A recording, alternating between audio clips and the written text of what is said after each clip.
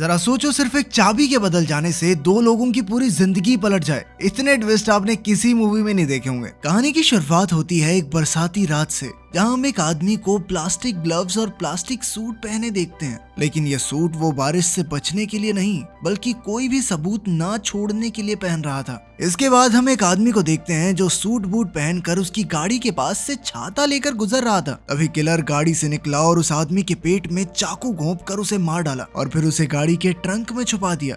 इसके बाद उसने गाड़ी में बैठकर अपना सूट निकाला और तब उसका असली चेहरा सामने आया। इस पेशेवर हत्यारे का नाम जैक था। उसने अपनी घड़ी पर समय देखा और सही समय आते ही गाड़ी लेकर निकल गया। फिर अगली सुबह हम हैरी नाम के एक जवान आदमी को देखते हैं जो अपनी जिंदगी से बहुत परेशान था। वो एक एक्टर बनना चाहता था, मगर काम मिल ही नहीं रहा था। उसके पास एक फूटी कौड़ी तक नहीं थी और वो अपनी जिंदगी से बहुत परेशान था। पर उसी वक्त अचानक उसकी मकान मालकिन ने दरवाजा खटखटाया और कहा कि वो उसके लिए नूडल्स लाई है। हैरी ने उसकी बात को इग्नोर करने की कोशिश की, मगर फिर वो नूडल्स का नाम सुनकर खुद को रोक नहीं पाया। जैसे ही उसने दरवाजा खोला तो मालकिन ने उस पर चिल्लाना शुरू कर दिया, क्योंकि उसने कई महीनों से किराया नहीं दिया था। अब मालकिन ने उसे कल सुबह तक किराया भरने को कहा, वरना वो उसे घर से निकाल देगी। फिर उसने हैरी को नहाने के लिए कहा, क्योंकि पूरे घर में गटर जैसी बदबू हो रखी थी। अब वो नहाने के लिए एक पब्लिक सौना में गया। वहाँ उसने जैक को देखा जो वॉश बेसिन में अपने हाथों पर लगा खून साफ कर रहा था। तब हैरी की नजर उसकी बेशकीमती घड़ी पर पड़ी तो वो समझ गया कि आदमी काफी अमीर है। खैर फिर हैरी नहाने लगा तो कुछ देर बाद जैक भी सौना में घुसा। तभी अचानक हैरी के हाथों से साबुन फिसल कर गिर गया और वहीं जैक चलकर आ रहा था तो उसका पैर साबुन के ऊपर पड़ गया, जिससे वो फिसल कर जबरदस्त तरीके से गिरा।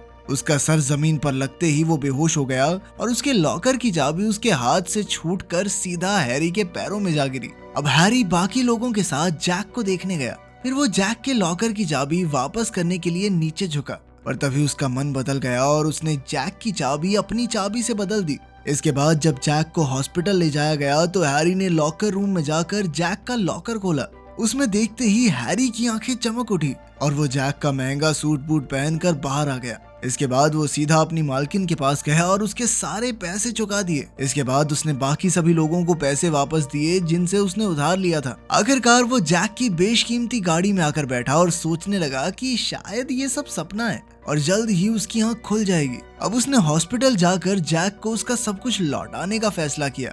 लेकिन जैसे ही वो हॉस्पिटल पहुंचा तो उसने देखा कि जैक उसका नाम ले रहा था, पर सच तो ये था कि जैक को लग रहा था कि उसका नाम हैरी है, क्योंकि डॉक्टर्स ने उसे यही बताया था। असल में सर में चोट लगने की वजह से जैक की याददाश्त चली गई थी। जब हैरी को इसका पता चला तो वो घबराकर फौरन वहां से निकल गया। बाद में जब जैक हॉस्पिटल से जा रहा था तो उसे एहसास हुआ कि उसके पास बिल भरने के पैसे नहीं थे। तब लेना नाम की एक पैरामेडिक को उस पर तरस आ गया और उसने जैक का बिल भरने का फैसला किया। अब जैक को कुछ भी नहीं पता था कि वो कौन है, क्या काम करता है, पर फिर भी उसने लेना से वादा किया कि वो उसके पैसे जरूर लौटा देगा।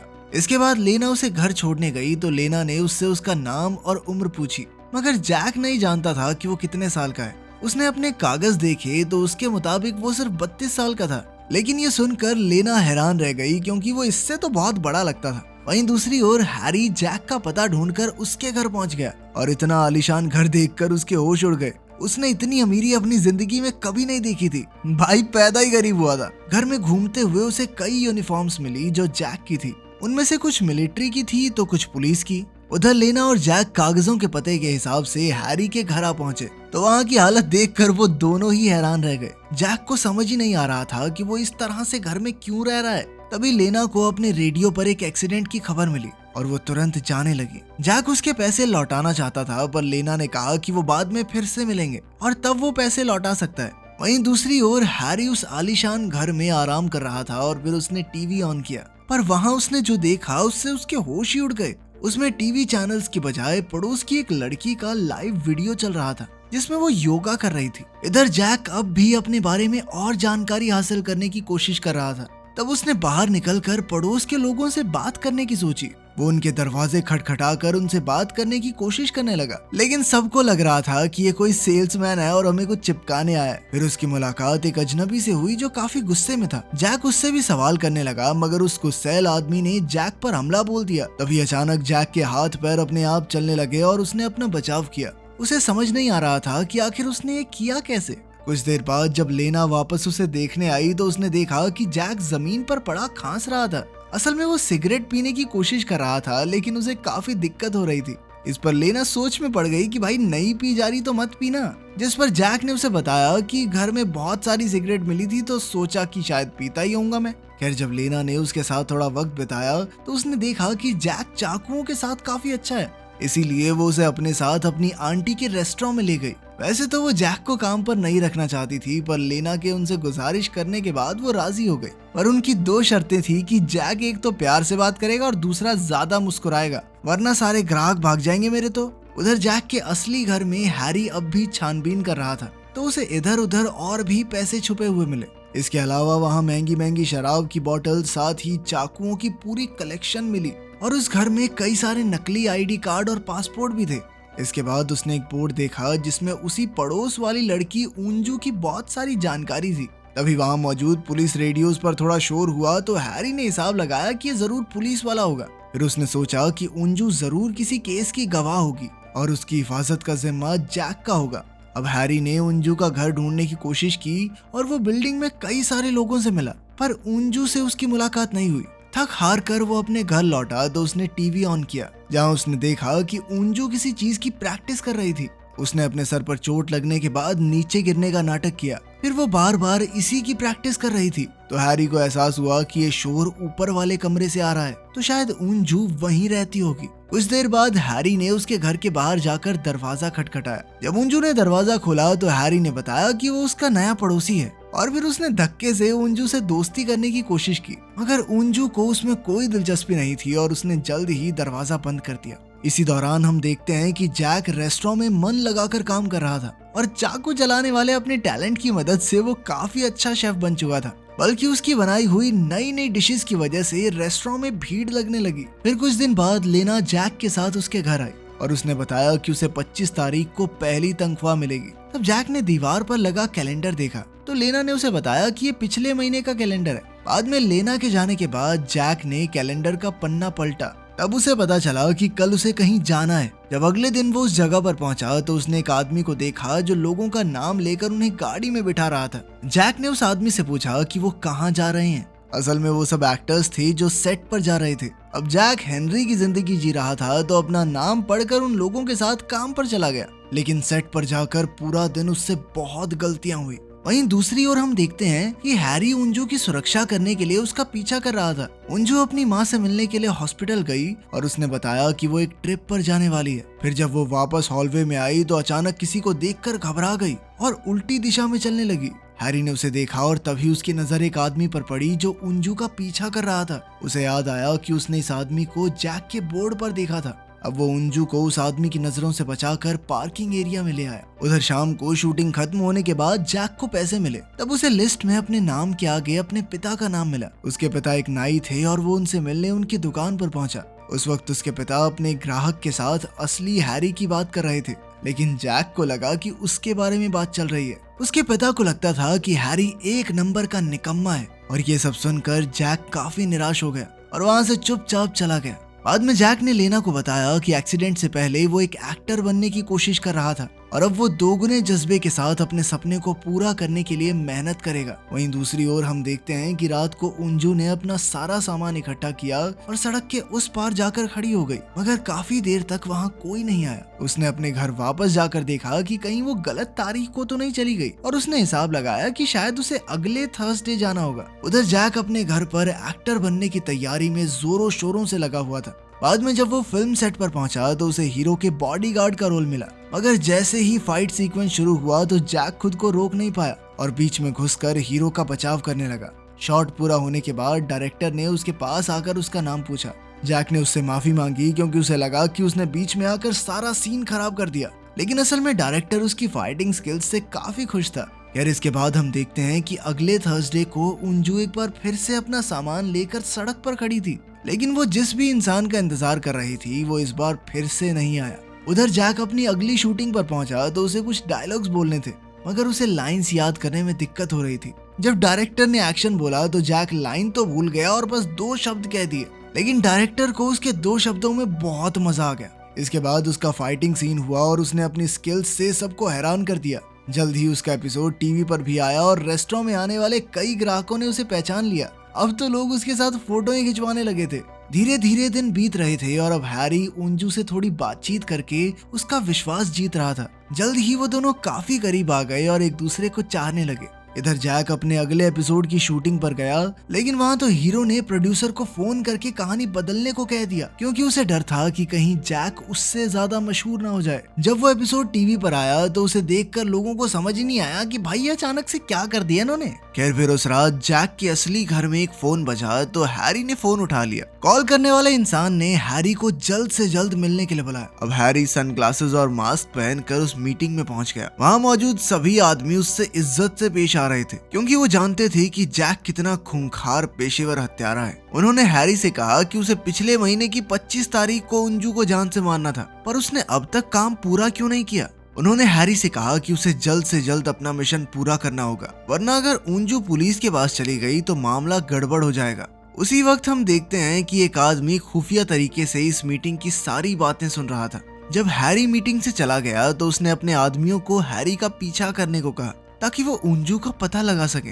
जब हैरी घर लौटा तो वो बहुत गुस्से में था, क्योंकि अब उसे समझ आ गया था कि जैक असल में पुलिस वाला नहीं बल्कि एक सीरियल किलर है। उधर जैक अगले एपिसोड की शूटिंग कर रहा था। सीरीज का हीरो जैक से इतना जलने लगा था कि इस बार उसने शूटिंग के समय एक्टिंग करते हुए सच में जैक के सर पे डंडा दे मारा। जैक को इस पर बहुत गुस्सा आया, पर फिर उसने मुस्कुरा कर पूछा कि क्या उसने सही टेक दिया। कुछ दिन बाद हम देखते हैं कि अब हैरी जैक का पीछा करने लगा था। आखिरकार जैक ने उसे रोककर पूछ ही लिया कि तुम मेरे फैन हो क्या? हाँ सर, बहुत प्यार करता हूँ आपसे, मेरे हथियार पे ऑटोग्राफ दे दो आप एक बार। इस पर जैक ने भी ज्यादा ना सोचते हुए उसके गोटों पर अपना नाम लिख दिया। इस सब के दौरान जैक और लेना भी एक दूसरे के काफी करीब आ गए थे। खैर अगले थर्सडे को उंजू एक बार फिर से अपना सामान लेकर सड़क पर आई, पर इस बार हैरी ने उसके सामने जाने का फैसला किया। उसने कहा कि मैं एक पुलिस वाला हूँ जिसे तुम्हारी सुरक्षा के लिए यहाँ भेजा गया था, लेकिन अब उसे असल में उंजू से प्यार हो गया था और वो चाहता था कि वो दोनों हमेशा साथ रहें।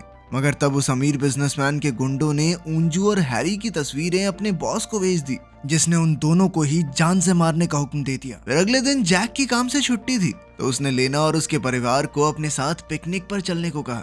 उन सब ने एक साथ बहुत मस्ती की और जैक ने आसमान की ओर देखकर कहा कि अब उसे ये जिंदगी पसंद आने लगी है। मगर फिर रात को जब वो घर वापस लौट रहे थे तो तेज बारिश होने लगी और रेडियो पर एक गाना बजा, जिससे धीरे धीरे जैक को अपनी पिछली जिंदगी के बारे में सब कुछ याद आने लगा। उसे एक्सीडेंट से पहले के दिनों की झलक दिखाई देने लगी और उसे याद आया कि वो एक पेशेवर हत्यारा है। अब जैक सीधा उंजू से मिलने पहुंचा, पर हैरी को लगा कि वो उसे मारने आया है। उसने जैक को रोकने की कोशिश की, मगर वो जैक के सामने टिक नहीं पाया।